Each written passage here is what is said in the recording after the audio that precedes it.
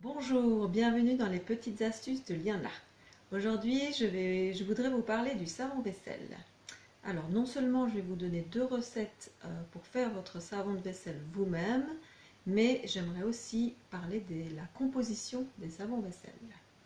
Donc, la première recette, ce sera la recette avec les moyens du bord, c'est-à-dire avec ce qu'on a chez soi, normalement. La deuxième recette sera un petit peu plus élaborée, entre guillemets, avec des ingrédients qu'on ne trouve pas nécessairement, enfin, qu'il faut commander soit sur internet ou soit chez Monsieur Bricolage, mais du coup, comme en cette période, les magasins ne sont pas toujours ouverts, je préconise la première recette avec forcément des ingrédients naturels. Donc avant toute chose, je me suis dit, tiens, on va un petit peu parler de la composition des savons vaisselle parce que je ne sais pas vous, mais moi quand je lis l'étiquette, je comprends pas grand chose en fait, parce qu'il faut savoir aussi que les étiquettes des produits détergents et les étiquettes, ou des produits de lessive d'ailleurs, et les étiquettes cosmétiques ne sont pas du tout soumis aux mêmes réglementations. En fait, dans les cosmétiques, comme j'en ai déjà parlé plusieurs fois, c'est quand même assez précis, à part le mot parfum qui ne veut pas dire grand-chose.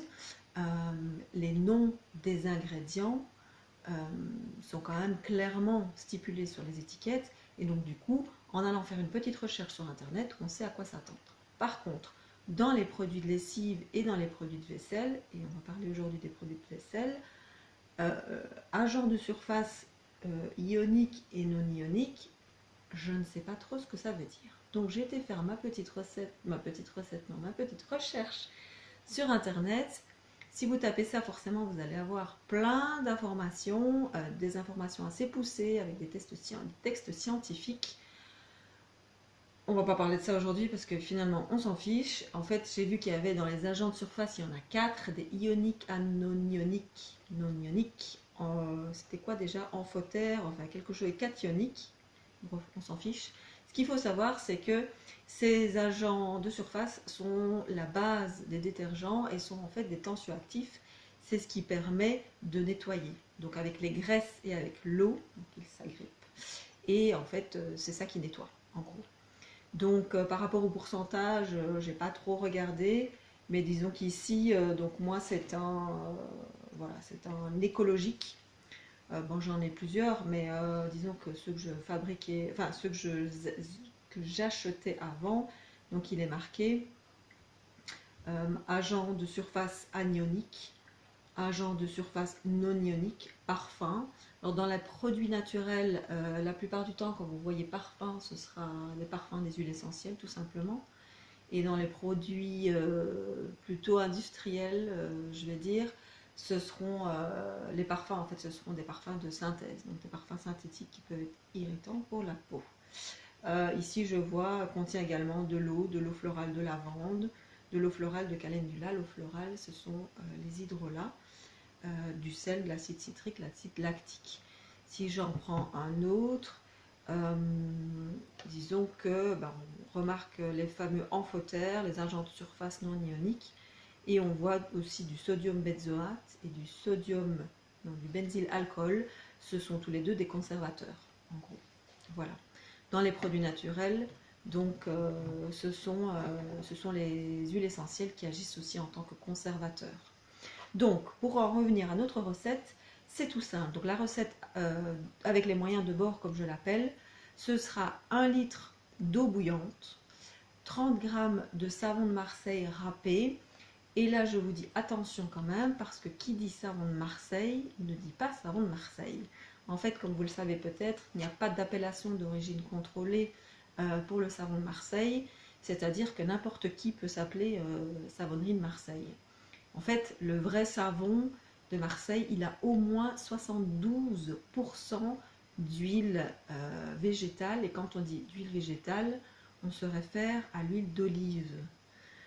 Pourquoi je dis ça? Parce que la majorité quand même des savons qui sont sur le marché contiennent surtout de l'huile de palme, donc c'est sodium palmate, ou bien des graisses animales, du suif, en fait, c'est sodium tallowate.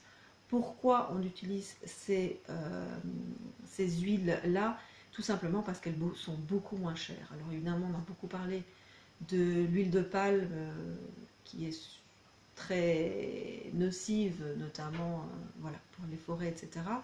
Le sodium thalloate, on en parle beaucoup moins, mais donc ça provient des graisses animales. Donc, comme il est tout à fait possible de faire un savon avec du naturel et des huiles végétales, privilégions l'huile d'olive qui a des propriétés très hydratantes, très adoucissantes pour la peau. Donc, même si vous avez de l'huile d'olive dans votre frigo, enfin pas frigo parce qu'elle fige, mais dans votre armoire, n'hésitez pas en vous en passer sur les mains, ce sera très hydratant pour la peau.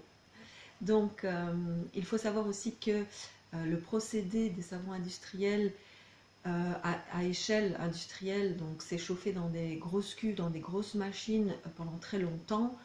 Les propriétés donc des huiles végétales passent à la trappe, hein, avec la chaleur et la durée. La glycérine qui est naturellement présente dans le savon, parce qu'un savon c'est fait d'huile végétale, enfin de graisse en tout cas, et de soude caustique. Donc la réaction fait que vous avez de la glycérine végétale qui est naturellement produite lorsque vous faites ce procédé, c'est ça qui hydrate la peau. Donc quand vous avez le procédé industriel, la glycérine qui est naturellement produite, elle est lavée avec du sel, etc. Et donc elle passe à la trappe aussi. Donc au final, j'entends beaucoup de gens dire « moi je n'aime pas le savon solide parce qu'il m'assèche la peau ».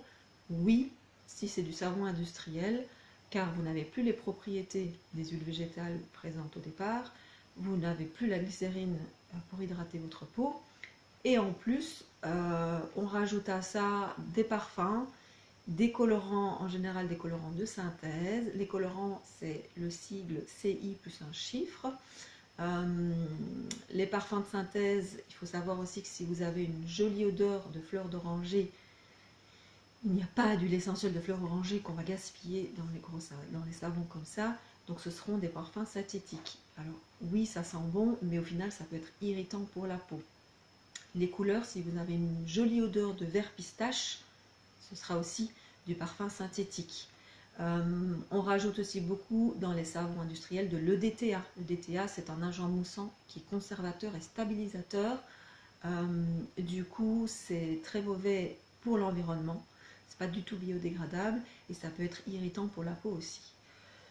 Donc voilà, au final, privilégions le savon de Marseille pur, ou en tout cas le savon saponifié à froid, qui lui est fait, disons, à froid ou en tout cas à tiède, et il conserve les propriétés qui sont présentes à l'origine dans les huiles végétales. Donc nous allons prendre 30 g du savon de Marseille, 1 litre d'eau, vous faites voilà, 1 litre d'eau bouillante, et 30 g du savon de Marseille. Alors moi j'ai pas du savon de Marseille, mais comme je fais mon savon à la maison pour mes proches, eh bien j'ai récupéré évidemment tout un tas de petits copeaux que je ne jette pas, et donc je vais diluer mes copeaux dans l'eau bouillante et au final ça fera tout à fait l'affaire.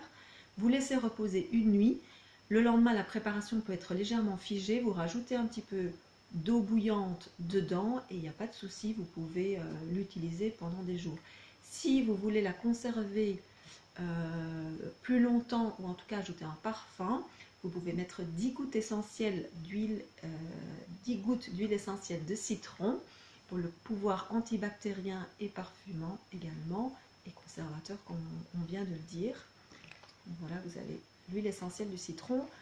En cette période un petit peu difficile du Covid-19, je préconise de ne pas utiliser l'huile essentielle parce qu'on ne sait pas leur interaction avec le virus. Donc mettons les huiles essentielles de côté et utilisons-les lorsque cette période sera passée. Donc voilà, ça c'est pour la recette avec les moyens de bord. Maintenant la recette avec voilà, un procédé un petit peu plus élaboré entre guillemets. Disons que nous prenons toujours notre litre d'eau bouillante, nos 30 g de savon de Marseille. À ça nous ajoutons une cuillerée à soupe de vinaigre. Ceci dit, on peut l'ajouter à la première recette aussi. Ça c'est vraiment pour le côté désinfectant et détartrant du vinaigre. une cuillère à soupe de bicarbonate de soude pour le côté dégraissant et une cuillère à soupe de cristaux de soude. Alors les cristaux de soude, on peut les trouver chez Monsieur Bricolage ou en ligne. Les cristaux de soude ont vraiment ce côté antibactérien et vraiment un côté encore plus nettoyant. Par contre, il faut savoir que les cristaux de soude, il faut les manipuler avec prudence. Il faut en tout cas mettre un masque. Donc, voilà. Et protéger ses mains avec des gants de vaisselle notamment, parce que ça peut endommager les voies respiratoires. À ça, vous pouvez rajouter 10 gouttes essentielles d'huile essentielle de citron, j'y arriverai après. Donc voilà. J'ai fait le tour pour ma petite recette, vous voyez, c'est très simple, on peut vraiment faire avec ce qu'il y a dans nos armoires. Si vous avez des questions, n'hésitez pas. Si vous avez des suggestions, n'hésitez pas. Et je vous dis à très bientôt pour la prochaine vidéo des petites astuces de Lionla. Portez-vous bien.